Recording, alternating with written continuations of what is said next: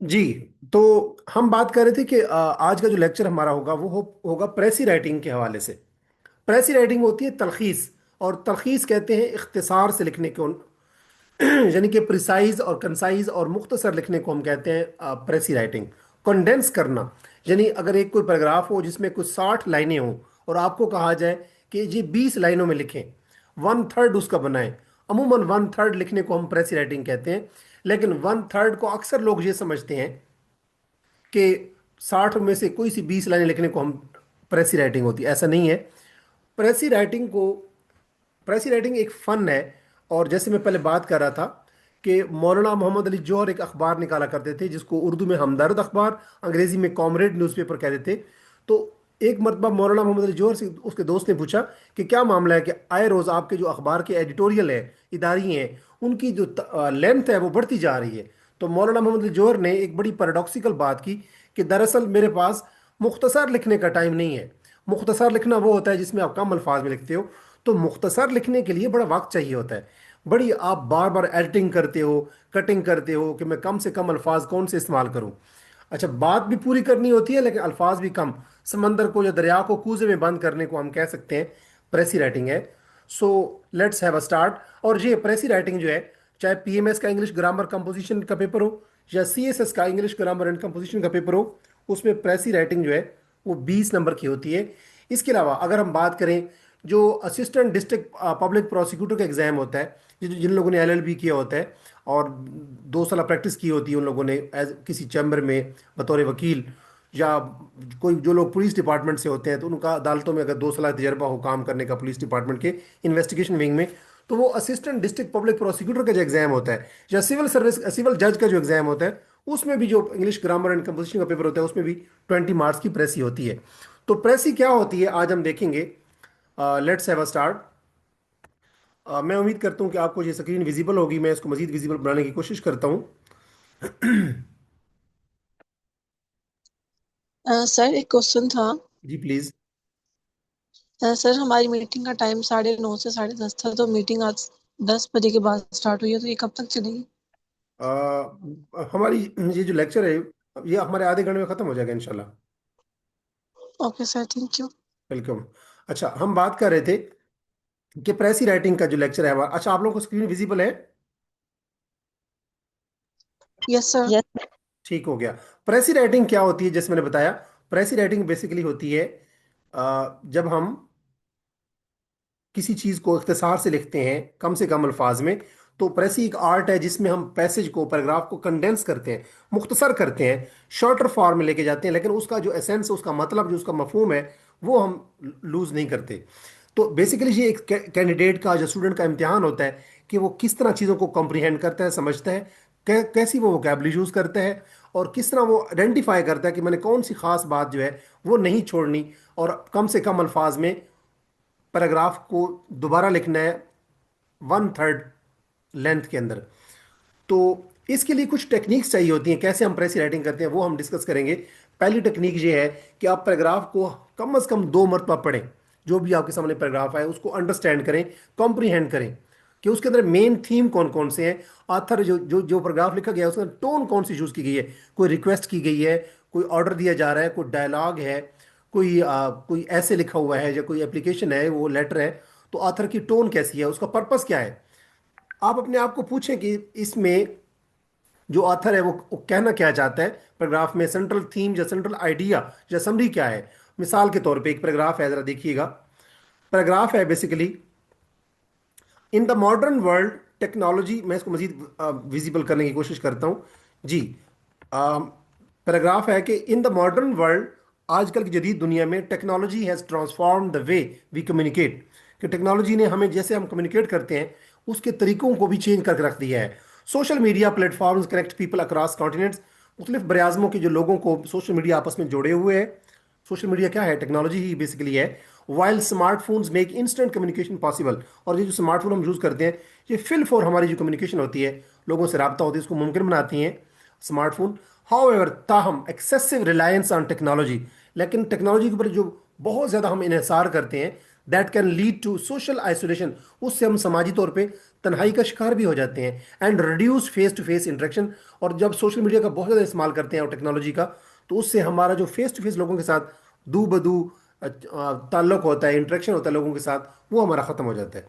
अब इसको हमने वन थर्ड जब करेंगे तो ज़रा देखिएगा, technology improves communication but can cause social isolation, ये इसकी प्रेसी है। अब ज़रा देखें, हमने एक ही लाइन लिखी लेकिन उसमें पूरे उस पैराग्राफ का मफहूम हो गया कि टेक्नोलॉजी कम्युनिकेशन को बेहतर करती है लेकिन कैन कॉज सोशल आइसोलेशन, लेकिन ये इंसान को समाजी तौर पे तनहा भी कर देती है टेक्नोलॉजी। जैसे स्मार्टफोन, बंदा बैठा कंपनी के अंदर होता है महफिल में, लेकिन बंदा अपने मोबाइल फोन पे लगा होता है और बंदा अपने मुआशरे से कट के जिंदगी गुजार रहा होता है। नेक्स्ट, दूसरी टेक्निक क्या है? दूसरी टेक्निक ये है कि आप, जिससे आप प्रेसी बना सकते हो, वो है कि आप मेन आइडियाज को पॉइंट आउट करें, हाईलाइट करें कि उसमें कौन सी फैक्ट्स या आर्गुमेंट्स या एग्जांपल दी गई हैं। जो छोटी छोटी डिटेल्स हैं उनको इग्नोर करें, जहां जहां पे बातें रिपीट की गई हैं उन रेपिटेशन को छोड़ें, और एनेक्डोट्स को भी छोड़ दें, यानी जो मिसालें हैं उनको छोड़ दें। और आप जो टॉपिक सेंटेंस है, टिप आपके पास ये है, तरीकाकार ये है आपके पास, कि जब आपके सामने कोई पैराग्राफ आता है तो उसका टॉपिक सेंटेंस लाजमी देखें। टॉपिक सेंटेंस कहाँ पे कौन सा होता है, आप में से कोई बता सकता है? शाबाश। सर जो सेंटेंस का जो टॉप पर, पर जो जो लाइन, पैराग्राफ का पहला सेंटेंस होता है उसको टॉपिक सेंटेंस कहते हैं। सर हुक लाइन कह सकते हैं हम उससे। बिल्कुल सही, बिल्कुल सही है, हम उसको हुक लाइन कह सकते हैं। ये पैराग्राफ की का पहला जो सेंटेंस होता है वो होता है टॉपिक सेंटेंस, और उसी से देखा करें, उससे आपको पता चल जाता है कि ये पूरा पैराग्राफ किस चीज के बारे में। याद रखें, सीएसएस और पीएमएस के अंदर वो एस्पिरेंट्स कामयाब होते हैं जो, चाहे कोई भी पैराग्राफ हो, चाहे कोई भी पेपर हो, वो अपने पैराग्राफ के अंदर जो भी बात करना चाहते हैं वो अपने पैराग्राफ की पहली लाइन में करते हैं।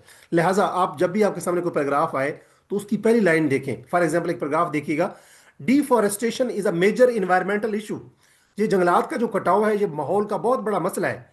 Trees are cut down for timber, agriculture and urban development, कि दरख्तों को काटा जाता है लकड़ी हासिल करने के लिए, ज़राअत के लिए, ताकि दरख्त काट के वहाँ पे लोग खेती बाड़ी करते हैं, एंड अर्बन डेवलपमेंट, और वहाँ पे लोग टाउन कमेटीज और जब वहाँ पे हाउसिंग सोसाइटीज बनाते हैं। दिस लीड्स टू, इससे क्या होता है, सॉयल एरोजन, यानी कि वहाँ पे जो ज़मीन है वहाँ से उखड़ जाती है। लॉस ऑफ बायोडाइवर्सिटी, वो जो दरख्त जो बायोडाइवर्सिटी या जो फर्टिलिटी प्रोवाइड करते हैं ज़मीन को, उससे बायोडाइवर्सिटी का लॉस होता है जब डिफोरेस्टेशन होती है। And contributes to climate change, और उससे क्या होता है, माहौल के अंदर जो है क्लाइमेट जो है वो उसके अंदर अनप्रडिक्टेबल पैटर्न्स नमूदार होते हैं। अब ये एक पैराग्राफ है छोटा सा, हमने इसकी प्रेसी करनी है। इस वन थर्ड इसका, यानी कि अगर इसमें 50 लफ्ज हैं तो हमने उसके 17 लफ्ज बनाने हैं, या अगर 60 वर्ड्स हैं तो हमने उसके 20 वर्ड्स बनाने हैं। कैसे, जरा देखिएगा कि इसमें कौन कौन सी बात खास की गई है। मेन पॉइंट्स देखें। पहला पॉइंट कि डिफोरेस्टेशन जो है वो बड़ा मेजर इशू है। दूसरा, इसके कॉजेज क्या हैं कि डिफोरेस्टेशन क्यों हो रही है। कॉजेज बताए गए हैं कि टिम्बर के लिए, एग्रीकल्चर के लिए और अर्बन डेवलपमेंट के लिए हम दरख्तों को काटते हैं। और तीसरी बात, उसके इफेक्ट्स बयान किए गए हैं कि उससे सॉइल एरोजन होती है, बायोडाइवर्सिटी लॉस होता है, और तीसरी बात क्लाइमेट चेंज होती है। तो अगर आपने ये मेन पॉइंट्स निकाल लिए उस पैराग्राफ में से, तो फिर आपको प्रेसी बनाने में हेल्पफुल, आपके लिए इजी होगा। तीसरी बात ये है प्रेसी बनाने के लिए कि आप अपने अल्फाज का इस्तेमाल करें, अपने वर्ड्स यूज़ करें, सिनोनिम यूज़ करें। टेक्निक ये है कि आप सेंटेंसेस को, या जो वर्बैटिम वर्बैटिम कहते हैं अल्फाज को, लफाजी को, आप जो पैराग्राफ के अंदर लफ्ज़ दिए हुए हैं उनको कॉपी करके पेस्ट ना करें, बल्कि उनके सिनोनिम्स, मुतरादिफ अल्फाज इस्तेमाल करें, उनको अपने अल्फाज में लिखें और उसका मतलब वही रहे जो बेसिकली पैराग्राफ में दिया हुआ है। मिसाल के तौर पे ज़रा देखिएगा, एक पैराग्राफ देखते हैं हम। The government has launched several initiatives to promote renewable energy, government ने बहुत सारे इनिशिएटिव लिए हैं, यानी कि स्टेप्स लिए हैं, इकदाम किए हैं ताकि रिन्यूएबल एनर्जी को प्रमोट किया जाए। रिन्यूएबल एनर्जी वो होती है जिसमें बार बार उस एनर्जी को इस्तेमाल करके हम नई एनर्जी क्रिएट करते रहते हैं।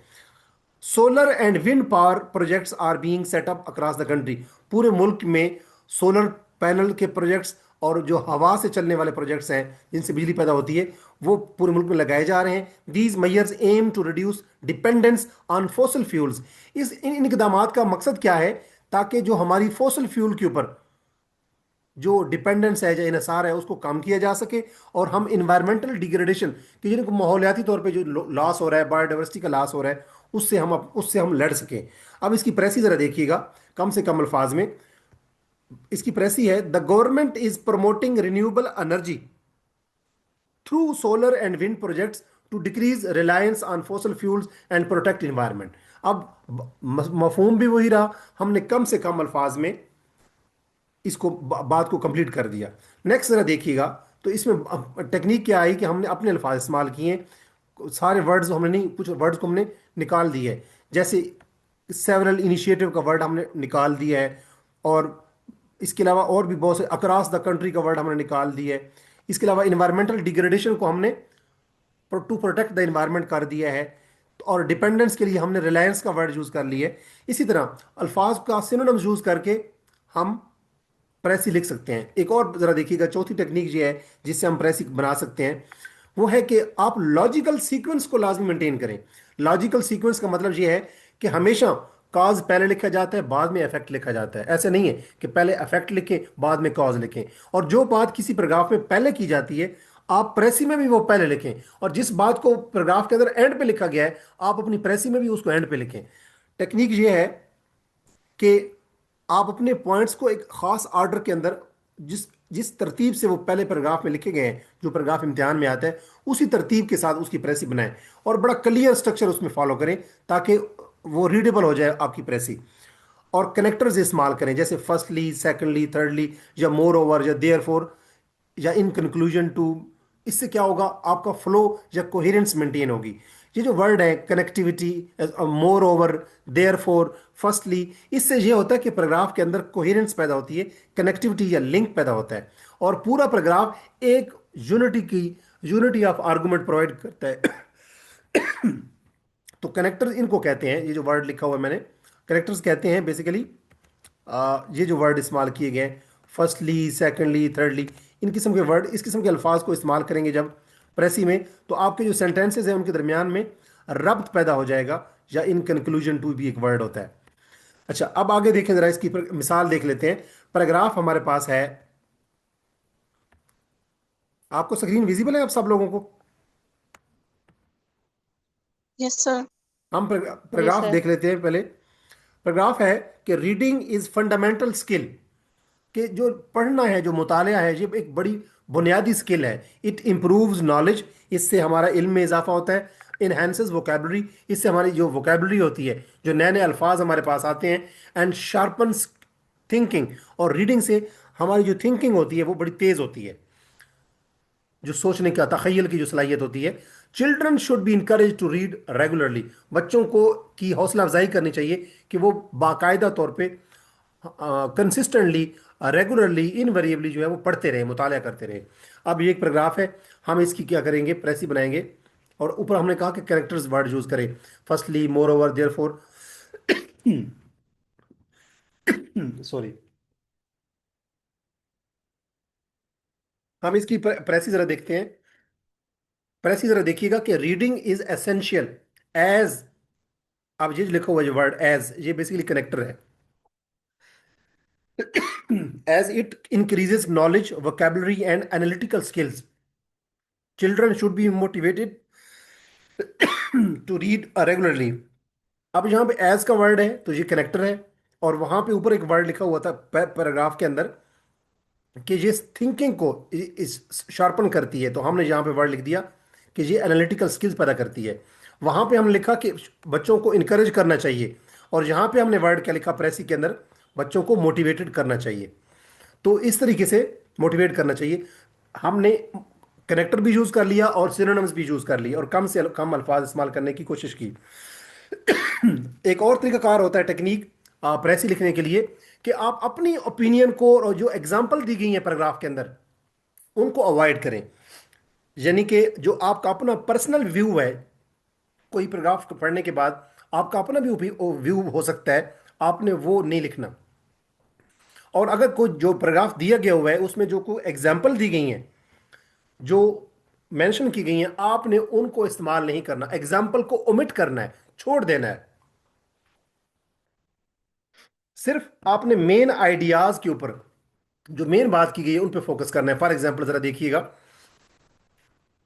पैराग्राफ लिखा हुआ है कि मैनी पीपल बिलीव, बहुत से लोग ये यकीन करते हैं या सोचते हैं कि exercise is only for athletes, कि ये जो एक्सरसाइज लोग करते हैं ये सिर्फ एथलीट लोगों के लिए होती है।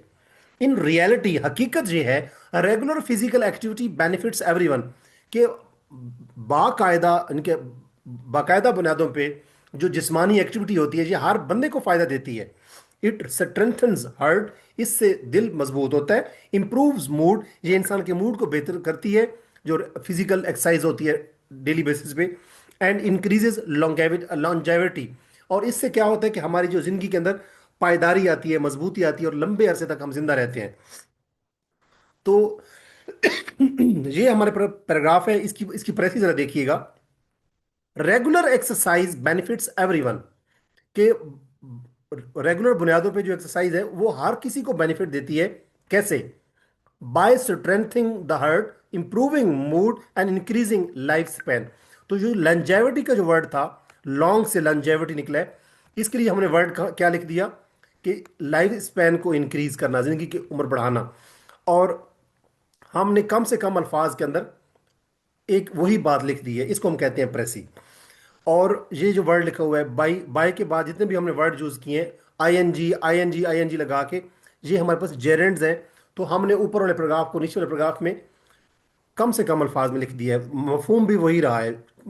नेक्स्ट, उसके बाद ये है कि आप हम हमेशा जब भी प्रेसी बनाएं तो कंसाइज रहें, प्रिसाइज रहें, टू द पॉइंट बात करें, लंबी बातें न छोड़ दें। टेक्निक ये है कि सेंटेंसेस छोटे छोटे बनाएं। और जो रिडंडेंट वर्ड्स हैं, रिडंडेंट का मतलब होता है, कोई बता सकता है शाबाश इसका क्या मतलब होता है? एनीवन? इसका मतलब होता है रेपिटिशन, कि जो जो वर्ड रिपीट हो रहे हैं उनको हमने क्या करना होता है, ओमिट करना होता है, छोड़ देना होता है। टारगेट रखें कि अगर 80 वर्ड्स हैं तो उनको उसके वन थर्ड या वन फोर्थ पे लेके आए, यानी कि 80 वर्ड्स हैं तो 20 से 30 अल्फाज के अंदर उसको लिखें। अगर अब 30 सपोज सेंटेंसेज हैं तो 10 सेंटेंसेज में लेके आए, वन थर्ड या वन फोर्थ में लेके आए। लेकिन लेंथ कम करने का मतलब ये होता है कि मफहूम वही रहेगा, और कम से कम अल्फाज में कनेक्टर्स यूज करते हुए लॉजिकल वे के अंदर हम उस बात को लिखेंगे। एक पैराग्राफ जरा देखिएगा, एक और पैराग्राफ है कि the internet has revolutionised education, कि इंटरनेट ने तालीम के अंदर इनकलाब बर्पा कर दिया है। Students can access online lectures, student जो है वो ऑनलाइन लेक्चर को भी एक्सेस कर सकते हैं, ई बुक्स भी वो हासिल कर सकते हैं इंटरनेट से। And tutorials from any location, कि वो कहीं पे भी बैठ के ट्यूटोरियल्स, ट्यूटोरियल कहते हैं कि जिस जिस चीज़ को देख के, जिस वीडियो को देख के हम किसी चीज़ को समझ सकते हैं। जैसे हमने कोई मोबाइल खरीदा है तो हम उसके एक फीचर देखना चाहते हैं तो ट्यूटोरियल्स देखेंगे, कोई वीडियो उसके ऊपर। या हम ऑनलाइन पेमेंट करना चाहते हैं इजी पैसा के जरिए, तो कैसे करेंगे उसके ऊपर हम देख लेंगे, यूनिवर्सिटी की फ़ी कैसे पे करनी है। तो दिस फ्लेक्सिबिलिटी अलाउज, कि ये जो फ्लेक्सिबिलिटी है कि हम कहीं से बैठ के ट्यूटोरियल देख के या ई बुक्स पढ़ सकते हैं, ऑनलाइन लेक्चर्स एक्सेस कर सकते हैं। ये जो फ्लेक्सिबिलिटी है कि हम कहीं पे बैठ के भी हम लर्निंग कर सकते हैं, एजुकेशन हासिल कर सकते हैं। दिस फ्लेक्सिबिलिटी अलाउज लर्नर्स, ये जो स्टूडेंट्स होते हैं उनको ये अलाउ करती है to study at their own pace and convenience. जी, इससे स्टूडेंट को ये फायदा होता है कि वो अपनी रफ्तार से, जब जब वो इजी होते हैं उस वक्त वो पढ़ सकते हैं। अब इसका जरा देखिएगा, हम इसकी बना रहे हैं प्रेसी, और इसकी प्रेसी जरा देखिएगा। प्रेसी है द इंटरनेट हैज ट्रांसफॉर्म्ड, वहां पे वर्ड था रेवोल्यूशनाइज्ड, तो हमने वहां उसको कर दिया ट्रांसफॉर्म्ड। तो ये हमने सिनोनिम यूज कर दिया एजुकेशन। किस तरीके से? By providing accessible online resources enabling students to learn at their own pace. बस बात क्लियर हो गई, हमने लंबी बात को 1 से 1.5 सेंटेंस में मुकम्मल कर दिया। और इसके बाद नेक्स्ट, जब भी आप प्रेसी लिखें तो आप ग्रामर की मिस्टेक्स को अवॉइड करें, स्पेलिंग मिस्टेक्स जो है वो नहीं होनी चाहिए। तो सब्जेक्ट वर्ब एग्रीमेंट, टेंसेस आपने करेक्ट चूज करने हैं, प्रॉपर पंक्चुएशन करनी है कि कहाँ पे कॉलन, कहाँ पे कॉमा, कहाँ पे सेमी कॉलन, कहाँ पे क्वेश्चन मार्क, कहाँ पे आप कह सकते हैं कि आपने पहला लेटर जो है वो कैपिटल करना है, स्पेलिंग मिस्टेक्स नहीं होनी चाहिए। ये करेक्ट जो ग्रामर है वो बहुत ज़रूरी है इंग्लिश प्रेसी राइटिंग के लिए बेसिकली।